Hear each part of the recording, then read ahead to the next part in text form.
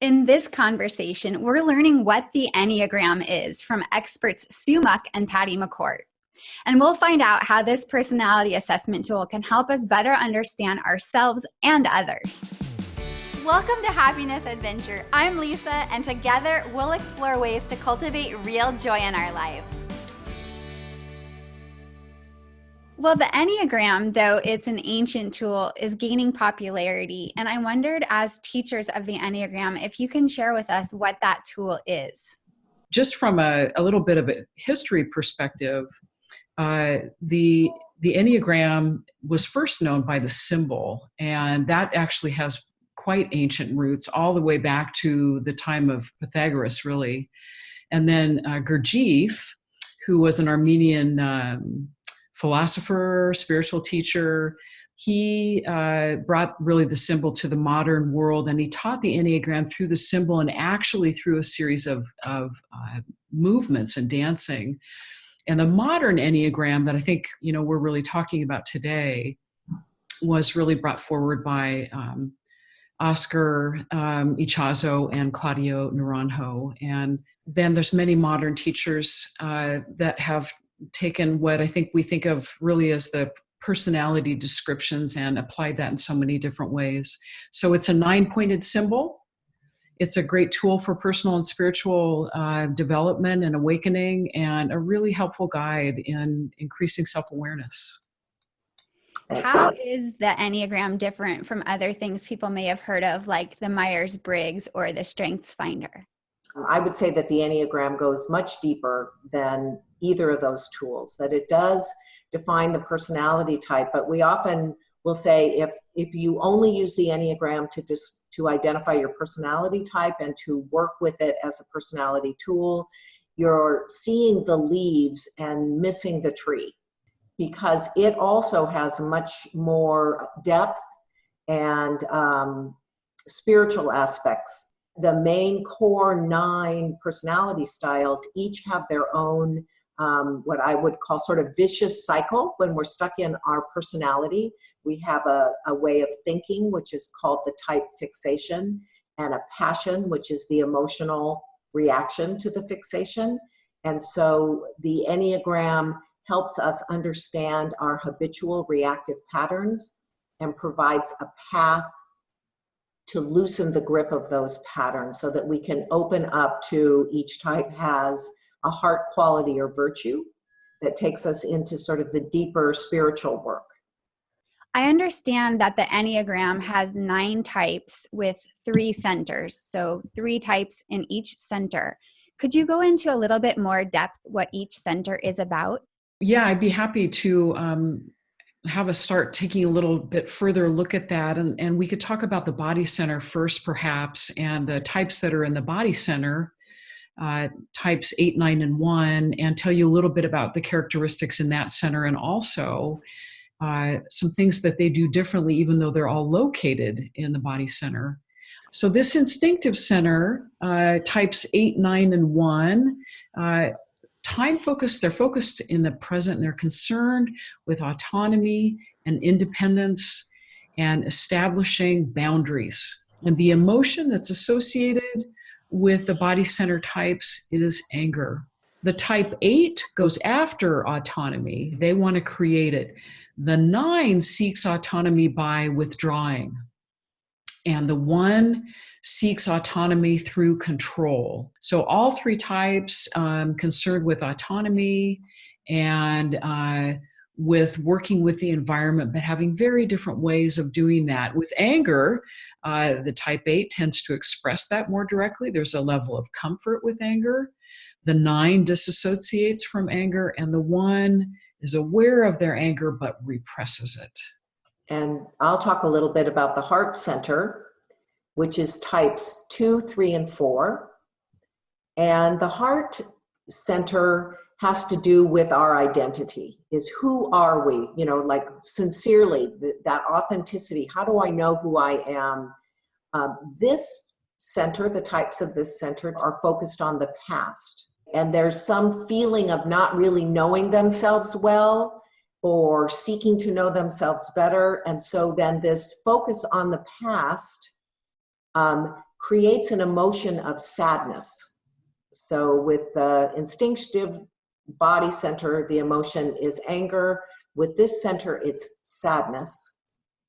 And not having always a good sense of their identity, these three types will create a false identity or self-image that they project on to the world in the hope that they will get affirmation, affection, or attention back based on the identity that they project or the image that they project. And because they're always looking for a response from outside of themselves, these three types are what we would say are more adaptable, relatable, and spontaneous. So a type 2 creates their identity through pleasing others. A type 3's identity is created through achievement and success. And type 4 creates their identity through personal significance or uniqueness, how they're different from other people. And how they deal with their emotions, because this is the heart center, is the 2 will repress negative emotion. They're what we would call a positive outlook type. They're always looking for what's the positive impact of something or what's pleasing to other people. The 3 disassociates from their emotions. The 3 is very focused on efficiency and achievement, don't have a lot of room or time for emotions. And the 4 kind of over-identifies with their emotions, which has that then a focus on personal significance. The head center, which is the types 5, 6, and 7. So, of course, the center is focused around the use of the mind and the appropriate use of the mind, or where we get stuck and not using the mind for its primary focus from an Enneagram perspective is actually about quiet mind and inner knowing. And so we'll find with types 5, 6, and 7 that can be a very different state than quiet mind and inner knowing. In the head center, these types are focused on the future. That's the orientation. There's a lot of strategizing and planning and anticipating that can go on in the head center types. They're concerned with strategies and planning, and what they're after with this strategy and planning is creating a sense of security and a sense of stability. And the emotion that's associated in the head center is fear and anxiety, and you can see that can go along with the desire to plan and anticipate and be prepared and be secure. Can you give us a brief overview of the 9 types? You bet. So what we'll do is we'll start at the beginning of the body center, which is actually how we teach the Enneagram. So starting with the type 8. The type 8 is known as the challenger. That's one of the names that's used for it. This is the powerful, dominating type, and type 8s really like to move things forward from a position of strength.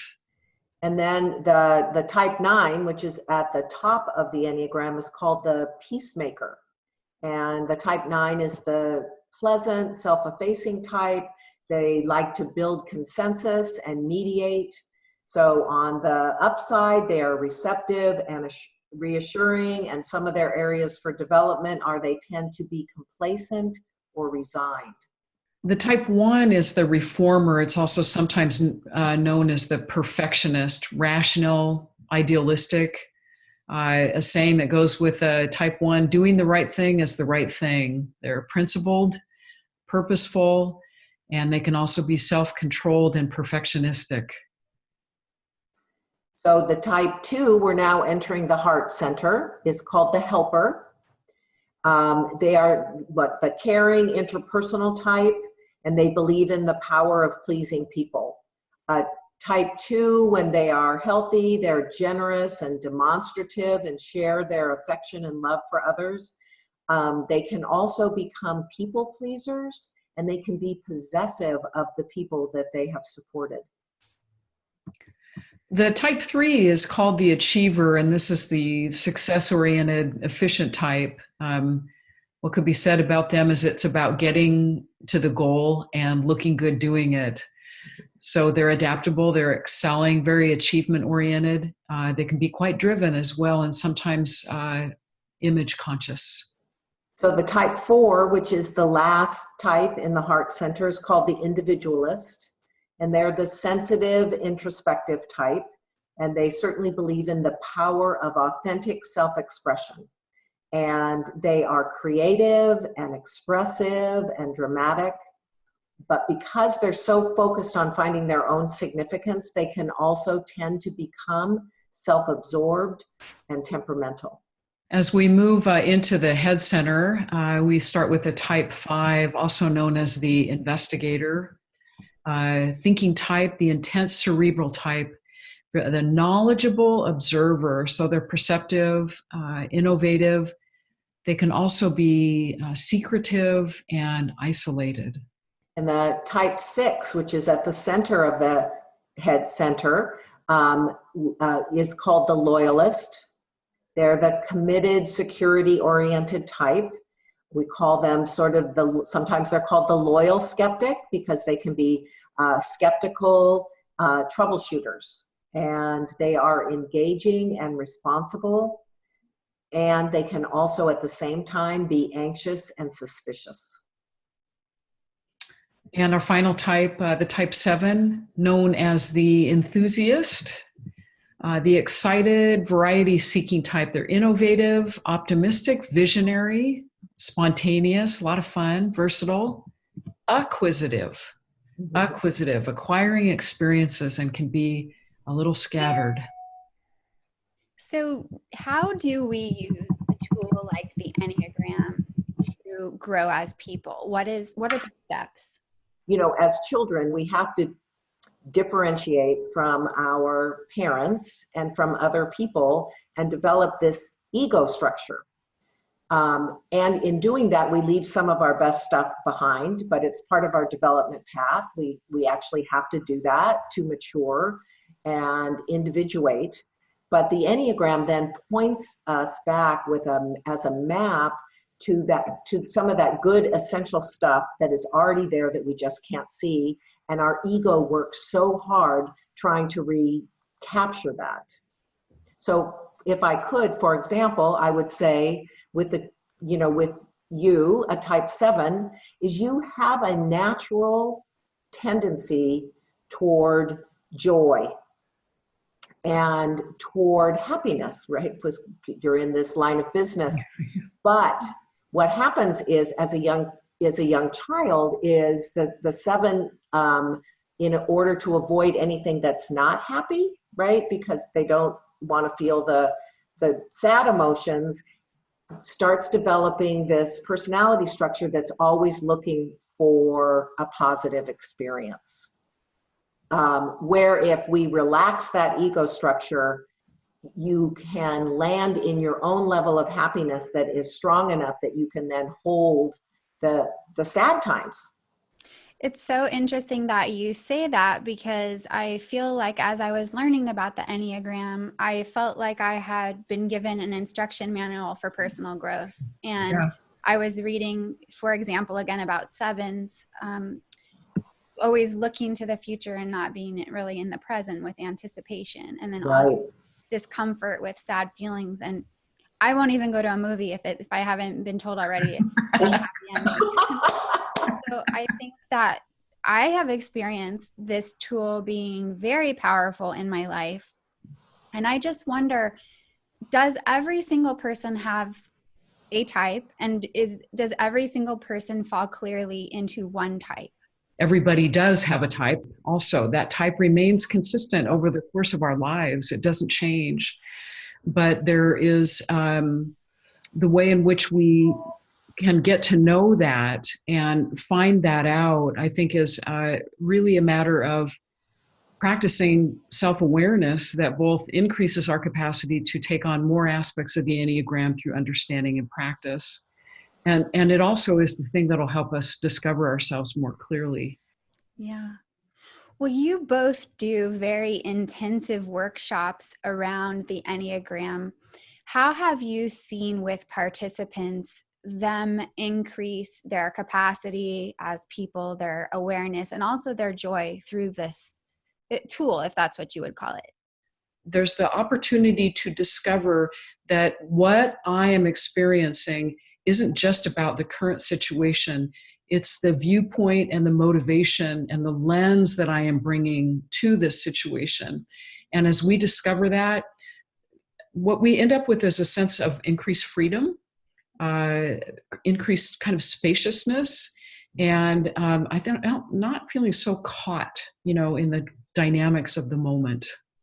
The other thing, Lisa, that I've seen is, so we've a couple of times run a year-long Enneagram group that would meet once a month, and we would talk about the 9 types. For 9 months, we'd talk about one type per month, and we'd have the groups were about 25 people, so we'd have people of that type on a panel, and you could just see the connection between people and how they felt seen and how they belonged. And I think part of it is that, I'm not alone. This isn't some abnormality, the way that I process situations or my emotions or my relationships, that, I am part of a community that does it this way.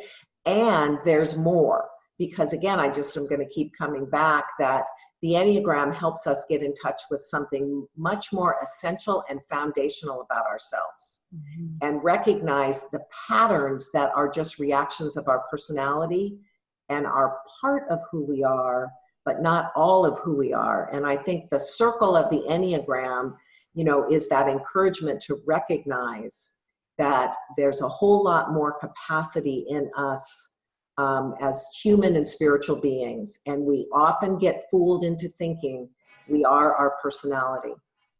The Enneagram can be a great tool for building empathy and compassion, because as we understand not only ourselves, but we understand others and relate to, both the unique gifts and the unique suffering of each type, that really can serve as the means for creating deeper connection with others and improving communication as well.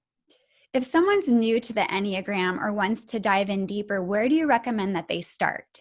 Well, we recommend that they start with an overview of the Enneagram and not go directly to their type. And we recommend that they get information either via book or online from 3 organizations. One would be the Enneagram Institute, which is run by Riso Hudson.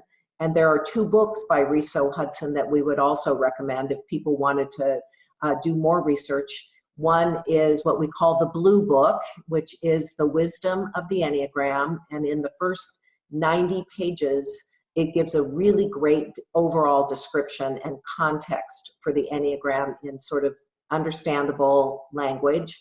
They also have another book, which is called Understanding the Enneagram, which we call the Purple Book. And it goes, it gives more detail around how we get caught in our patterns in the Purple Book. I wouldn't start with that, but I would start with the wisdom of the Enneagram. And the Complete Enneagram by Beatrice Chestnut. And then the Enneagram, Understanding Yourself and Others by Helen Palmer. And she's just one of the trailblazers in the Enneagrams and has done a great deal of work, and we really respect her work. Sue and Patty, thank you so much for being here today and for sharing with us about this incredible tool for personal development. Thank you. It was a pleasure. Great to talk about all of it. Appreciated it. Thank you, Lisa. Yeah, it's always invigorating to, talk about the Enneagram and remember just how rich and deep it is as a system and a tool. Thank you. I've been speaking to Sue Muck and Patty McCourt about the power of the Enneagram. They listed a lot of wonderful resources for learning more, whether you're just getting into the Enneagram or you want to delve deeper. Those things are listed in the description box along with this video. While you're there, in the comment section, let me know, what type are you and what are you working on with regard to your type? Before you go, subscribe to receive a new video each week, and I look forward to seeing you soon for our next happiness adventure.